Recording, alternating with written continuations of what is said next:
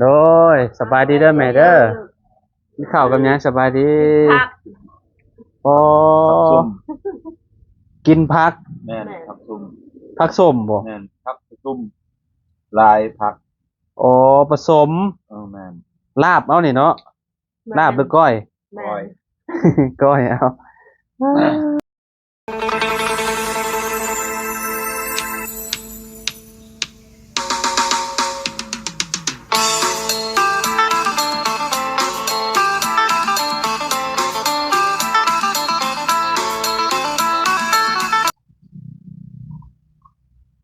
กราบสบายดีพ่อแม่พี่น้อง FC เบิร์ดสุขุสู่คนเนาะบ่ว่าสิอยู่ในและก็ต่างประเทศเด้อพี่น้องเด้อเนาะก็ยินดีต้อนรับเข้าสู่ช่องบ่าวลาวสตูดิโอคือเก่าพี่น้องเนาะเอามื้อนี้พี่น้องเฮาก็เข้ามาทางเฮือนน้องน้ำเนาะพี่น้องยามค่ำๆพี่น้องเอ้ยเนาะอ่าพอน้องละน้อยเพิ่นว่าห้องน้ำแล้วพี่น้องเอ้ยเนาะยังเหลือแต่ใส่บ้านเพิ่นว่าเนาะก็พี่น้องเอ้ยเนาะโอ้คักอยู่ตัวนี่พี่น้องเอ้ยเนาะโอ้อืมอืมโอ้อ๋ออันนี้ปูนบ่พอพี่น้องเอ้ยเนาะเพิ่นสาบนี่สาบได้แต่หม้องนี้เนาะมุมนี้ยังเหลือบ่ได้หลายปานใดพี่น้องเอ้ยเนาะฝั่งนี้แล้วพี่น้องเอ้ยเนาะฝั่งนี้ก็แล้วเนาะอยู่ด้านนอกเป็นยังไงโอ้อยู่ด้านนอกก็แล้วเรียบร้อยพี่น้องเอ้ยเนาะอืมไว้เนาะเราเฮ็ดก็ได้นี่พี่น้องเอ้ยเนาะโอ้จวดจาดขนาดเลยเนาะทางพ่อน้องลาน้อยพี่น้องเอ้ยเนาะอืม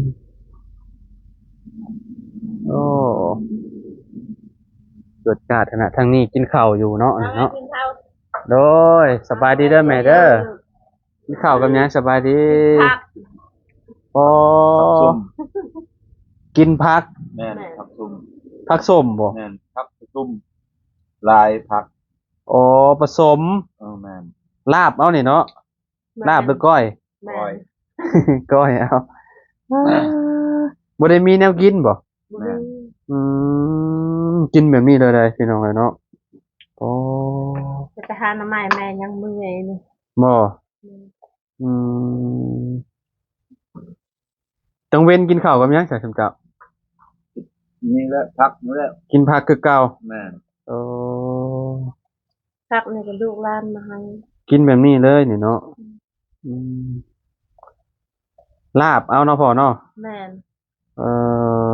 แต่แซ่บอยู่บ่ บ่แซ่บก็กินแล้ว บ่แซ่บก็กินไข่แน่แล้วบ่ที่ว่าไข้มือมันไม่ได้เจ็บบ่ที่ว่าไข้ที่ว่าเจ็บฮะไข้แน่บ่เจ็บอีกอ๋อมื้อที่มันเจ็บมันก็เจ็บอีกบ่แม่นอืมมันจะว่าอยู่น้ำยาเนี่ยบ่จักเขาว่าเนาะแต่ว่าเจ้ากินยาเด้กินยาแล้วมันก็บรรเทาเนาะแม่นคันว่าเจ้าไปเฮ็ดเวียกหนักอีกก็เอาอีกแล้วเจ็บอีกคือเก่าเขาว่าแม่นเนาะอืมพี่น้องเอ้ยเนาะกินข้าวกับลาบผักพี่น้องเนาะเอาเลยโดยทางเฮายังบ่หิวเนาะเฮาหาก็กินข้าวมาแต่บ้านห้วยยึงเฮาออกมาแต่บ้านห้วยยึงประมาณ 3-4 โมงพี่น้องกินแกงหน่อไม้อยู่หั่นเฮาก็ได้เนาะเอาให้พ่อกับแม่เพิ่นกินข้าวก่อนพี่น้องเนาะเดี๋ยวไปหาน้องน้ำเพิ่นก่อนเด้อโดยไปพี่น้องเนาะโอเคทางน้องน้ำเนาะสบายดีโดยสบายดีเด้อโดยเนาะฮักแต่มาบ่ล่ะโดยหากลับมากินข้าวแล้วบ่น้องน้กินแล้วำกินกับหยังกินกับผักผักที่พ่อกับแม่กินนะ โดยกินแล้วอยู่บ่ กินแล้วนะบ่กินแล้วอยู่บ่กินแล้วอืมกลางเว้นก็กินลาบผักแบบนั้นบ่กลางเว้นกินหยังกลางเว้นกินหมี่บ่โดยโอ้น้อยเนาะฝนตกอยู่บ่ทางนี้มื้อนี้บ่ฝนบ่ได้ตกมื้อนี้อืมคิดว่าฝนตกพี่น้องเฮาบ่ได้เข้ามาพี่น้องเนาะอยู่บ้านห้วยยึงเบิดมื้อเลยมื้อนี้อยู่พุ่นเนาะอยู่บ้านห้วยยึงฝนตก ก็ครึ้มอยู่แต่ว่ามันก็ มันบ่ได้ตกดอกมันก็บ่ตกคือแบบนี้แหละมันครึ้มเบิ่นมื้อหั่นนะ อยู่บ้านก็จะคือกัน เหมาะกับการเฮ็ดเวียกแบบนี้เนาะ เจ้าบ่ได้ไปอันนั้นบ่อันเสียอันหญ้ามันต้นจะบ่ เสียงามมันต้น อืมกลับมาจังโมง ไป ไปตั้งแต่เช้าบ่ แม่นไปแต่เช้าเมื่อประมาณ11 โมง โอ้11 โมงมาเนาะ โดย ใกล้สิแล้วบ่ ยัง ยังหลายบ่ โดยยังหลายอยู่ งามอยู่บ่มันเจ้า บนก็งามบนก็คือได้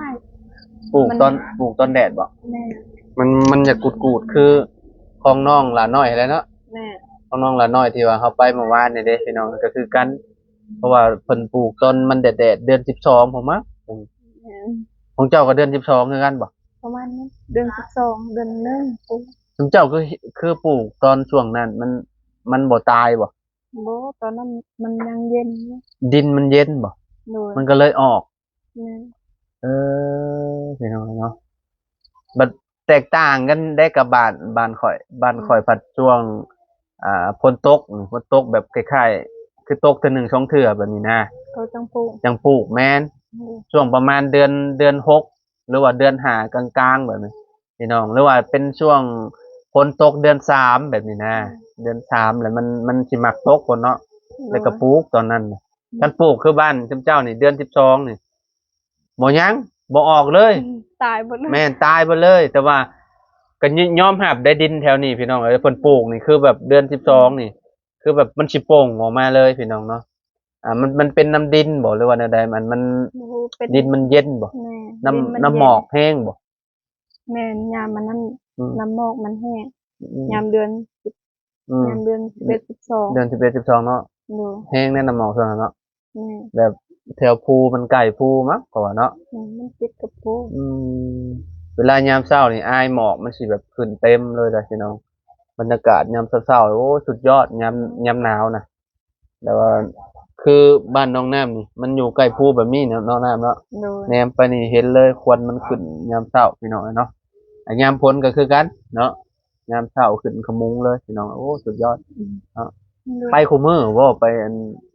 ถอนนั่นนะถอนยามมันนะ แม่ไปกับมือได้ ไปกับไผน้อง แม่พ่อแล้วน้อง แม่เจ้าก็ไปไว้บ่ บ่แม่บ่ได้ไปให้ พักผ่อนเนาะ โดย อืมอันนั้นเราไปเราก็เมื่อยอยู่เลยพี่น้องเนาะเพราะว่าเราหากับใครเนี่ยฮะนะ อืม ห้องน้ำก็ใกล้แล้วเนาะ โดย ใกล้สิแล้วขาดยังเกาะห้องน้ำนะ ขาด บ้านพับ แม่น บ้านพับบ่มีบ่เลยนั่นใด ยังบ่มี เอ่อเอาลุงหมวดเราบ่ได้ซื้อมาครบบ่เลยนั่นใด บ่กันบ่เห็นลงมือซื้อ เอ่อก กน้ำก็ยังบ่มี ฮะ กกน้ำก็ยังบ่มี กอก กอกน้ กอกน้ำมันเปิดน้ำเข้าห้องน้ำหั่นนะ ำโดย อ๋อก็เลยเราก็เลยยังบ่ได้ใช้เนาะ โดย ประตูอันห้องน้ำมาแหละพี่น้องเนาะบ่มันขาดบานพับเนาะก็รอลุงหนวดมาพุ่นแหล้วเนาะ แม่นพาลุงโนดมาก่อน เราโทรมาอยู่บ่ เมื่อวานนี้เพิ่นโทรถามอยู่ โทรถามเรื่องห้องน้ำ โดย เพิ่นว่าแล้วบ่เพิ่นว่าบ่ แม่แต่ว่ายังบ่เลิก โดยพี่น้องเนาะก็ถือว่าไวอยู่แล้วเราเห็นเนาะจักมื้อเด้เฮ็ดนี่ประมาณ3มื้อปลายบ่หรือ4มื้อ 5 มื้อ 4-5มื้อบ่ โดย ประมาณนั้นเนาะ โดย ก็ไวอยู่พี่น้องเนาะวันนี้เราก็ไปลงมืออันนำพ่อน้องบ่แม่นไปลงมือนำช้างแหล่บัดนี้ช้างแหล่ เฮ็ดเฮือนกับต่างเรื่องคือกัน ช้างแหล่เรามาอันหาเด้เรามาหาทางพ่อน้องละน้อยเด้ โดย เพราะว่าเราทีมงานเราบ่มีเด้เราก็มาหาเพราะว่าเราก็อยากเฮ็ดให้มันแล้วไวหั่นนะก็เลยมื้อนี้ก็เจ้ากบไม้ได้หลายเติบแล้ว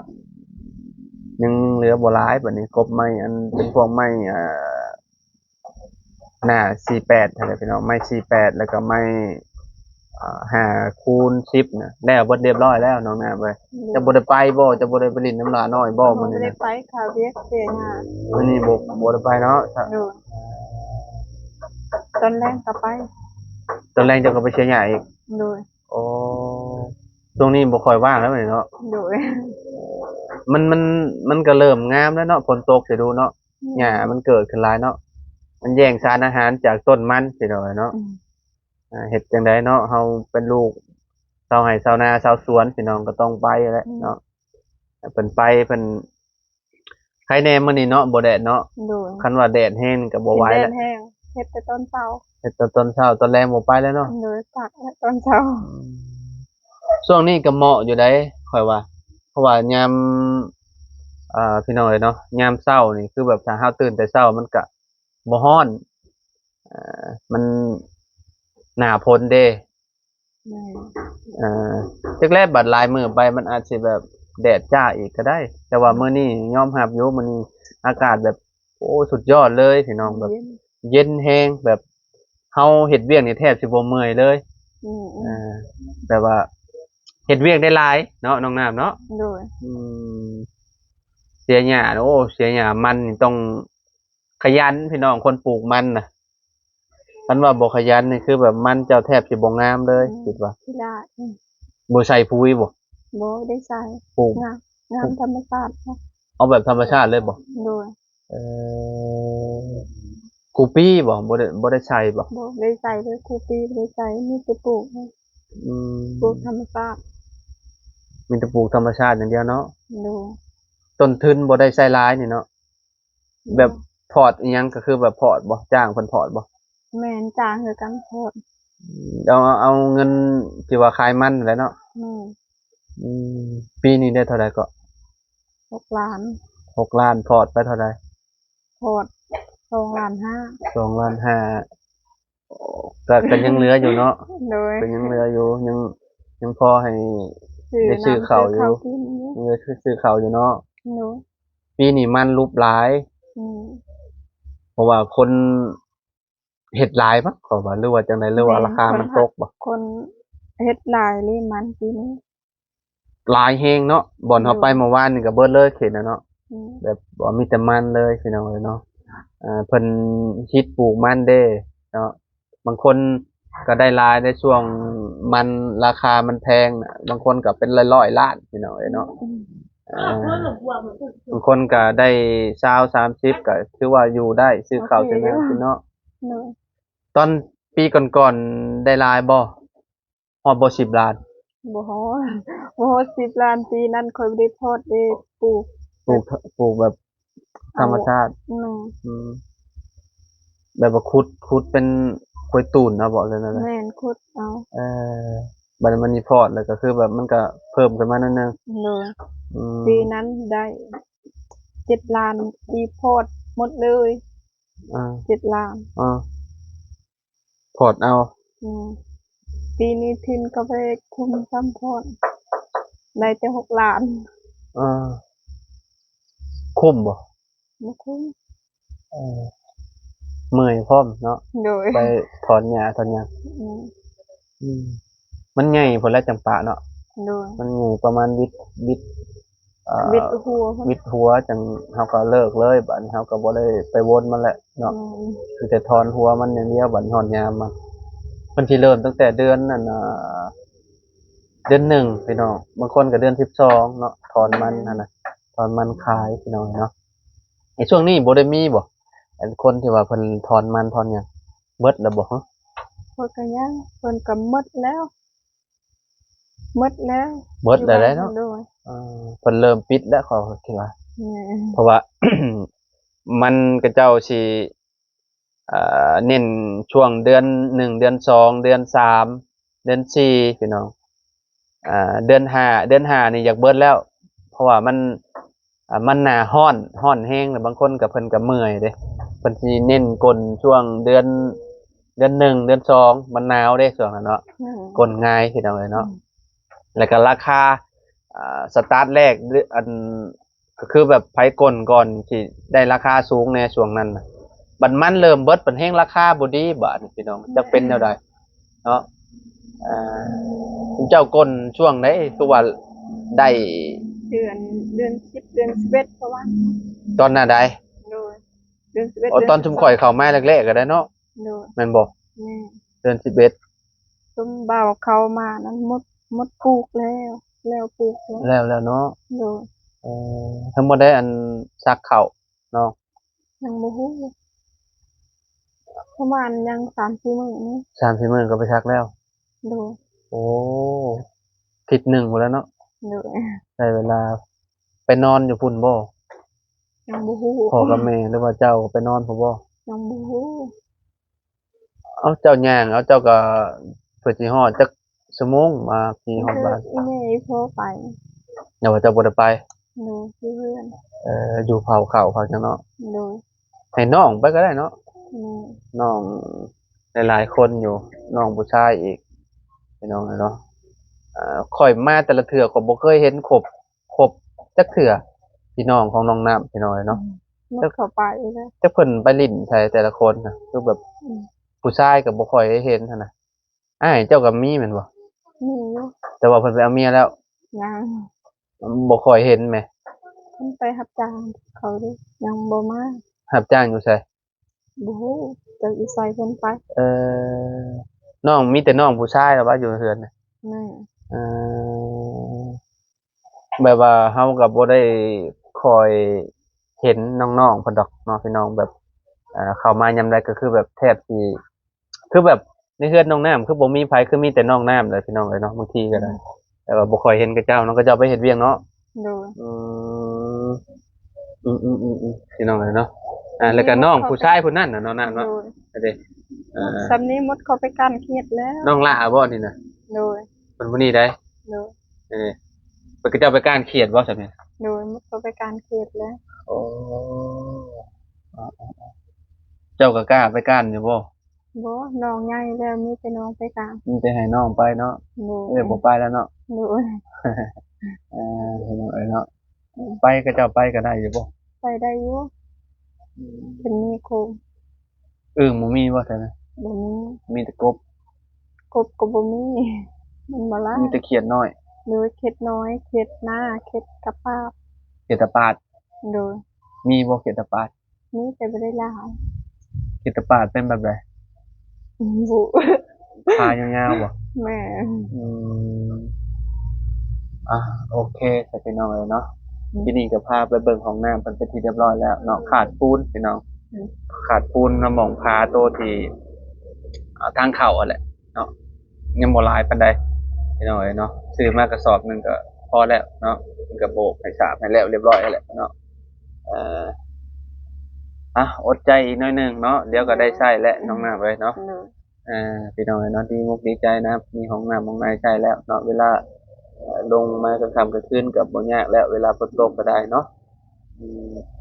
พ่อแม่ก็บ่คือบ่กล้าใช้ซ้ำเขาว่าเนาะพ่อกับแม่ก็เนาะคือได้ยินเราบ่กล้าใช้แล้วพี่น้องเนาะคนตะกี้แต่ก่อนนี่แทบสิแบบใช้บ่เป็นนะห้องน้ำนี่เนาะ บ่สิ้น เจ้าก็บ่กล้าใช้ซ้ำบ่จักเขาว่าก าอยู่ กล้าอยู่เนาะ โดย มันสะดวกสบายกว่ากันเยอะกับไปป่าหายามฝนนี่ยุงก็หลายอยู่ป่าอยู่ห้องน้ำมันก็บ่มีเนาะพี่น้องยุงเนาะมีดำโตดำใดนี่แหละคะแนนบ่มีก็ได้เนาะมันก็สิบ่หลายคือไปห้องน้ำอยู่กลางแจ้งพี่น้องเนาะโอเคพี่น้องเนาะตอนนี้ก็ขอโตวเลยเด้อพี่น้องเด้อเนาะเฮากับน้องน้ำมื้อนี้ก็มาเยี่ยมมายามเพิ่นคือเก่าคือเดิมยามค่ำๆเด้อพี่น้องเนาะมาอัปเดตห้องน้ำน้องน้ำให้เบิ่งนํกันเนาะพี่น้องสำหรับที่นี่ขอตัวแล้วไปพี่น้องสบายดีเด้อ FC มืดๆพี่น้องโดย